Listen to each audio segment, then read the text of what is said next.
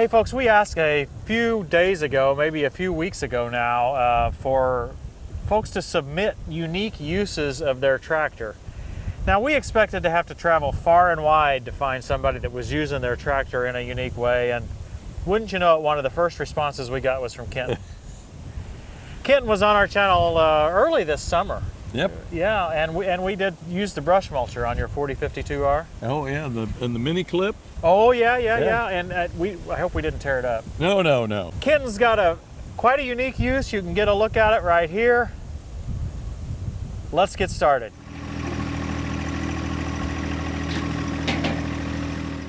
Kenton, I was here earlier this summer, and I mean there was a woods here. Yes. And now it looks like you're doing a clear cutting here or something. It nearly does, and as you pointed out on your channel, several of the folks that had been on there talked about the emerald ash borer and everything that has been taken down was dead or dying ash trees. I mean, that's really sad because it looks like it's probably 75% of the trees that were behind us. Oh yes. Were ash trees, and now they're just, it's not even hardly a woods. No, it's very sad, and that's kind of what precipitated me to start planting some trees back there. So you've had these ash removed. Somebody, I guess, has got them for wood? They got him for a mixture. He did have a small sawmill, and he lives not too far from here. So some of them were big enough to get some lumber out of it. And but he burns a lot of wood and boilers for his shops and his house. He was just a wonderful guy. Cleaned it up, cleaned the debris and put it into piles. He didn't charge me, and I didn't charge him. So it was a mutual admiration society. Everybody was happy. Now, what you've done now is I see you've got some little trees planted. Yes, and we'll see some of them with the cages that were a little bigger. They're about 3 to 4 feet, and we got those through the Soil and Water Conservation Service in Frankfurt. Okay. And we got 10 of those, and they're a variety of trees. Some of them, when we go up to them, they're all tagged, so if I don't remember which one's which, we could read the tag. But there's some oak, some scarlet oak, sugar maples, red maples, there's a bur oak, tulip poplar, state tree of Indiana, and then the one I was telling Christy about, my kind of cute little favorite, is the bald cypress, which is the deciduous conifer that loses its needles in the fall. Okay, so it loses all of its needles and starts over every spring. What they say, so. I think it probably just loses all its needles and then you buy another one next year. It's a Christmas tree. So that kind of leads us to your unique usage of your tractor. Tell us about what we got here. Sure. What we discovered, and the best time to plant trees, they tell us, is in the fall, and that's when they offered them for sale. And also what we discovered was, in order to establish them well, you needed to have at least an inch of water equivalent per week. And as you know, it's been great harvest season with no rain. We're a half mile from my house right now. Yeah. And there's no water back here. Yeah. And I thought I didn't want to have to carry buckets of water for that many trees. I had this for nothing, as you probably know. Farmers have a bunch of these that are available for no charge. This was a chemical container, an IBC tote, we might call them. This actually had DEF in it. Oh, okay. It was a DEF container, but it's the same thing. And I had used it on the 3-point hitch from time to time I could put in the amount of ballast I wanted. Okay. So I had this sitting around, and I thought, wow, we ought to be able to figure out something. And then we just figured out a reducer to take it down to a garden hose. Okay, so that's like a 2-inch pipe reduced down to, what is it, 3/4 or so, right? And then we just use a sprinkler there's a quick disconnect on the faucet, and then we just put that on. And I usually fill it about 100, 110 gallons, somewhere in there, because, it's so rough back here anyway. And when you tilt it back, then we can leave this valve on. Okay. And then we can just drive from tree to tree without having to get out and shut the water off. So, that's kind of the drill with this thing. And Okay, so you don't ever even have to get out of the tractor for this. No, I water all of them, never leave the cab. That's a real bonus.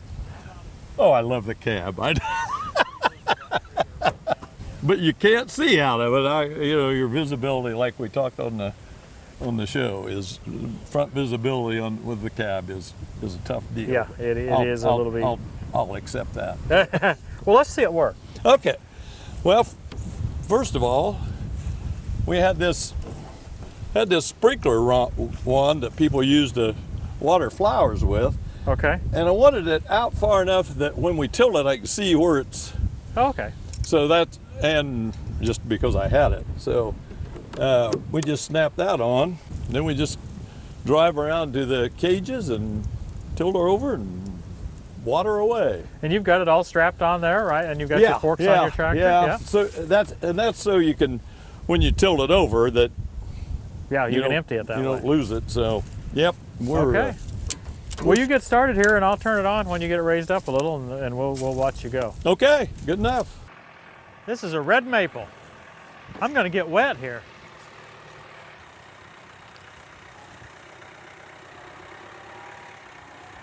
He can even adjust for the wind. It's quite windy here today, and he can just back the tractor up a little bit. You know, this is a very simple solution. He doesn't even have to leave the tractor seat. This is exactly what we're looking for in our Visit Me type unique tractor solution. So if you have something unique, something that you've kind of created, we'd love to come visit you. TractorTimeWithTim.com/visitme. Fill all that out, and we'll see if we can work you into the schedule. It's logistical difficulty, of course, depending on the location, but we really want to show off some of your creative ideas.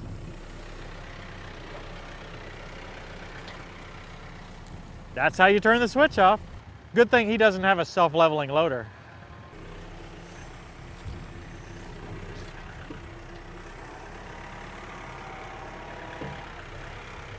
There we go. We're probably about 45 minutes or so from where Christy and I currently live. It's a little bit more gently rolling here, not quite as flat. I really like this area. I really like this property back here. It's a half mile from the road. Kenton's got a nice road to get to it. Yeah, depending on the wind, where the wind's blowing is how we move to get the water in. I think this is what they describe as windage. So how do you estimate how long you should water? I don't estimate very well because I've actually run out of water on 10 trees with 110 gallons. That's probably enough. So you just guess? Yep, it's a pure guess. I figure if a little is good, more must be better, right? Yeah, Dad always said if a little does a little good, a lot will do a lot of good. That's right. Scarlet oak. So these are 3 or 4 feet tall. What do they cost you from the Soil and Water Service? They were $28, and I think it was sales tax on. They were just under $30. And then you have some smaller ones too. Maybe we'll see some of those in a little bit. We will. And they were free. Yeah. Yep. Wow. I got them some last year and some the year before. Are they only available in the fall? No, I think the seedlings were in the spring. Okay. As I recall. So, and there, where the white posts are, we'll see. If we got water, we'll sprinkle some of those. Another red maple. How'd you decide where to plant them? Well, I was these were planted before a lot of the clearing had been done, so it was kind of partly by guess. Part of them were where sugar maple, the old sugar maples are. They were going to die, and then followed the instructions on the sheet from the soil and water. Missing. Oh, I got to move a little.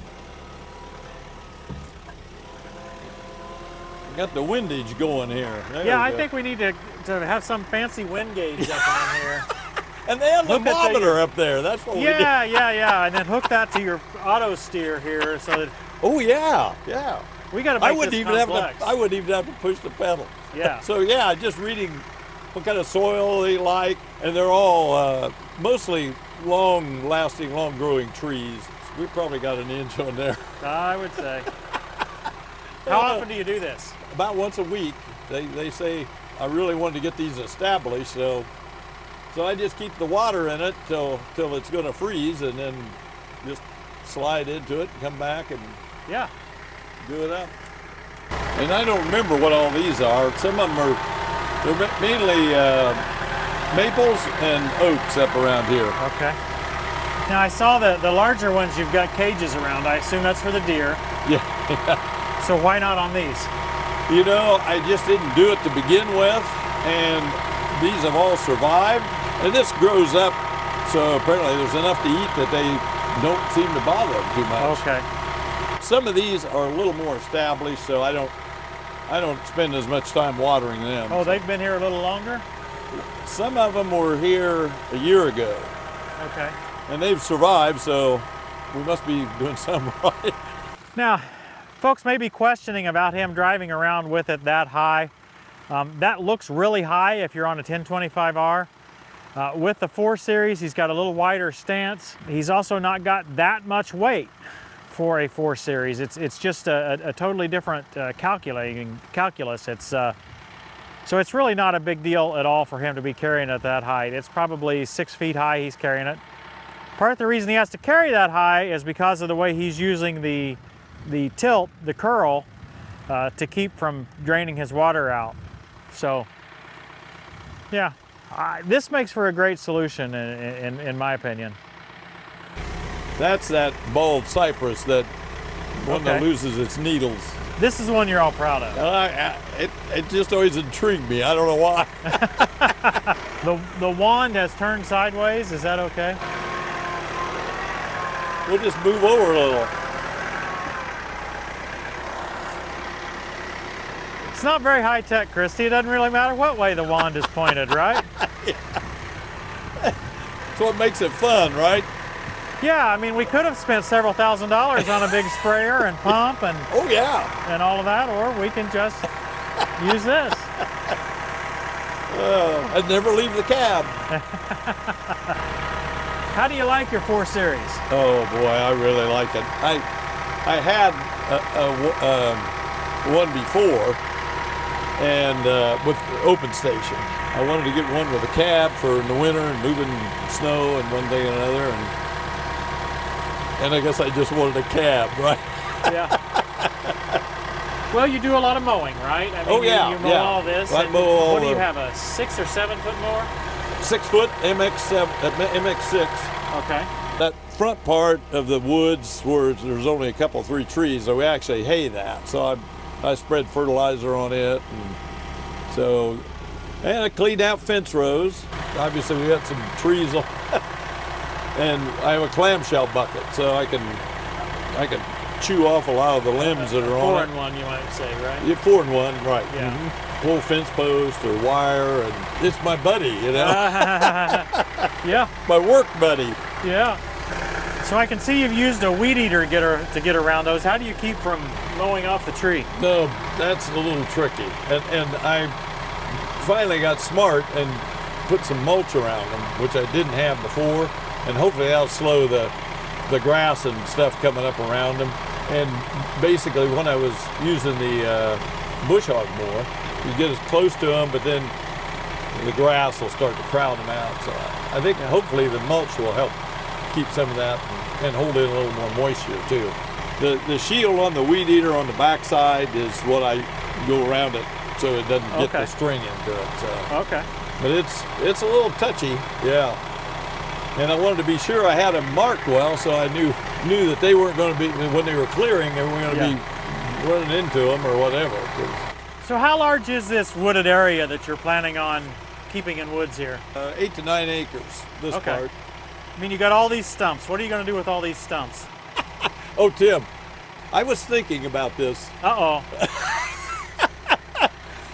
I'm thinking we have a tractor time with Tim stump grinding marathon. Maybe we should do that. I think we've got 4 or 5 stump grinders now. We need a few more drivers. They would keep busy, I will tell you. I believe you've got a bunch of them. So you are planning on grinding all these stumps? Well, I'm going to try. That's going to take some time. I can do it in the winter, and I'm inside, so. The wife gets upset with you, you can go grind a stump. Yeah, say, I got work to do. So what's your plans about new trees? I mean, you've got, I don't know, maybe 12, 15 trees in here now. Are you going to plant more? I think we will. trees? I think we will. Buying the ones I did from them that are a little bit taller helps the Soil and Water Conservation District mission, and it's an easy way to select a variety of trees that you want to have. Maybe annually when they have their drive, I think we'll just buy some more, and we kind of got a system figured out how to use that vinyl coated wire and those push stakes Simple to hold little them in it. stakes. Yeah, that's the same stakes I use for my electric fence. Yep, those just snap over those wires and hold it in place. It's a pretty easy short-term solution. Yeah. So yeah, I think we'll continue to, because this, well, like I say, I was raised on this farm, and I played back here when I was a kid, and I try to keep it. And the grandkids love to come back here, and obviously we're going to have more bonfires and things because we got a lot of stuff to burn there. But so yeah, that's kind of the plan. It's not good for farming because of the drainage, and it's just, yeah, it wouldn't be good farm ground. So it's just as well to be an enjoyable venue for all of the family to come back. Yeah, it seems like a wonderful property, yes. So Kenton's allowed me to try my hand at this. This says it's a red oak, I believe. I really like this solution. I mean, it's creative, it's cost effective, no manual labor. What could be better? Yeah, with this large of a machine, this doesn't feel tipsy at all. Yeah, there's plenty of stability here. Really appreciate the ingenuity that I see from viewers on our channel. A lot of creative ideas. We spend a lot of time showing you the new attachments, but oftentimes some of the most useful ideas are more like this. A particular problem gets solved without a lot of investment. I need one of these. I would be happier. Christy always asks me, do you really need that? Would it really make you happier? This would make me happier. I'm convinced it would. It makes me happy. You know, Kenton, I wish you had a tractor this nice. I mean, I've always dreamed about it. I mean, you know, now that I have one, it's really nice. I'm envious. I really am. No, I'm incredibly impressed. I really liked it this summer. I tell you what, with this project, we haven't got it nearly as dirty, nor have we been as hard on it. That's true. Yeah, well, we're just babying it right now. Yeah. Folks, I hope you've enjoyed this, well, I would call it a unique tractor usage. It was creative, and this is exactly what we're looking for. TractorTimeWithTim.com/visit me. We'll get back to you when we can. If you've already submitted an application there, I can't promise you because the logistics are difficult, but Kenton, I really appreciate you sharing your idea with all our viewers. It has been a real pleasure. I'm so delighted that you could come and do it and enjoy each other's company. Yeah, it's been great. Thanks for watching, everybody. We'll see you next time on Tractor Time with Tim.